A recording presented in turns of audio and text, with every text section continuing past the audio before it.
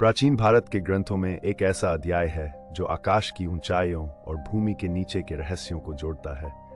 वह है विमान विद्या और राक्षसों की कथाएं। इन ग्रंथों में जैसे कि ऋग्वेद, महाभारत और रामायण विमानों के विस्तृत वर्णन मिलते हैं, जिन्हें विमान कहा जाता है। उड़ने वाले यान जो आकाश में उड़ सकते थे, जिनके वर्णन से हमें यह सोचने पर मजबूर होना पड़ता है कि क्या प्राचीन भारतीय समाज के पास हवाई यात्रा का ज्ञान था।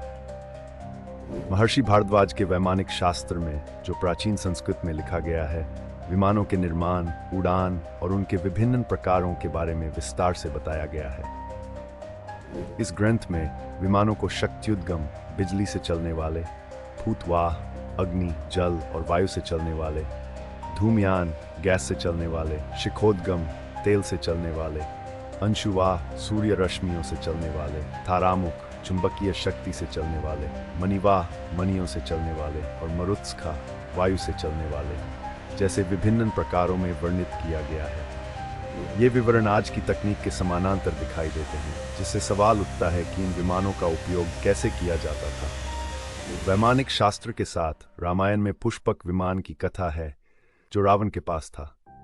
यह विमान, जिसे कुबेर से छीना गया था, इतना विशाल और आलीशान था कि यह माना जाता है कि यह रावण की पूरी सेना को ले जा सकता था। रामायण के अनुसार यह विमान इच्छा के अनुसार आकार बदल सकता था और अपने यात्रियों को उनके इच्छित स्थान पर ले जा सकता था। राम ने इस विमान का उपयोग लंका से अयोध्या लौटने के लिए किया था, जो कि एक किंवदंती के रूप में स्थापित है। राक्षसों की बात करें तो रामायण और महाभारत में इन्हें अलौकिक शक्तियों से सुसज्जित दिखाया गया है। राक्षस, जैसे कि रावण, जो एक विद्वान था और विभिन्न विद्याओं में निपुण, उन्नत तकनीकों का प्रयोग करते थे जो मनुष्यों के लिए अजाना था। रावण का पुष्पक विमान ही एक उदाहरण है। महाभारत में राक्षसों को अक्सर युद्ध में असाधारण शक्तियों के साथ दिखाया गया है, जैसे कि गगन में उड़ने या अदृश्य होने की क्षमता। इन कथाओं से उत्पन्न एक बड़ा प्रश्न है, क्या ये राक्षस किसी अन्य दुनिया के प्राणी थे जिन्होंने भारत की धरती पर अपना प्रभाव डाला?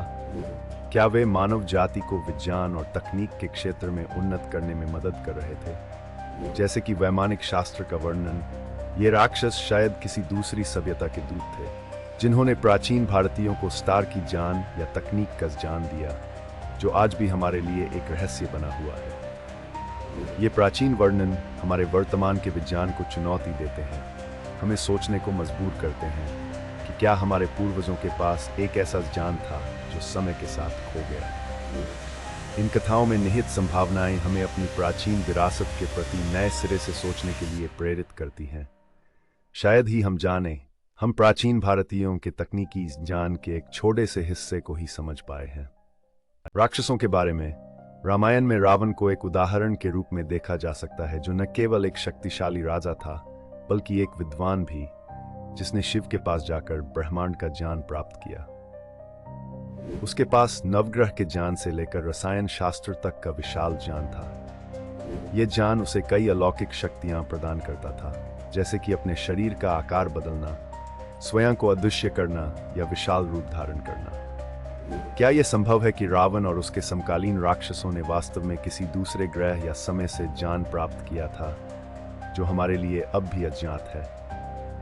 महाभारत में भी जलांधर नाम के राक्षस की कहानी है, जो शिव की तपस्या से अपार शक्ति प्राप्त करता है और भगवान विष्णु से भी लड़ता है। इन कथाओं में राक्षसों को वर्णित किया गया है जो भूमि से नीचे की दुनिया से या कहीं और से आए, जो कि पृथ्वी से परे है।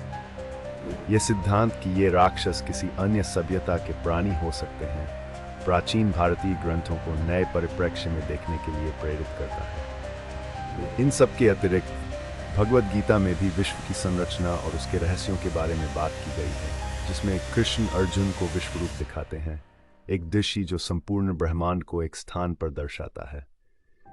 क्या ये विश्व रूप दर्शन जो अर्जुन को दिखाया गया था, एक प्रकार से उस ज्ञान का प्रतिनिधित्व करता है जो हमारे लिए अब भी एक गहन रहस्य है? इन सब कथाओं और वर्णनों से एक स्पष्ट तस्वीर उभरती है कि प्राचीन भारतीय सभ्यता ने ज्ञान के ऐसे क्षेत्रों को छुआ था जो हमारी आधुनिक समझ से कहीं आगे थे। चाहे ये विमान विद्या हो या राक्षसों की अलौकिक शक्तियां, ये सभी कथाएं हमें ये सोचने के लिए मजबूर करती हैं कि कहीं न कहीं हमारे पूर्वजों ने ऐसे सिद्धांतों और तकनीकों का प्रयोग किया जो आज के वैज्ञानिकों के लिए भी एक चुनौती है।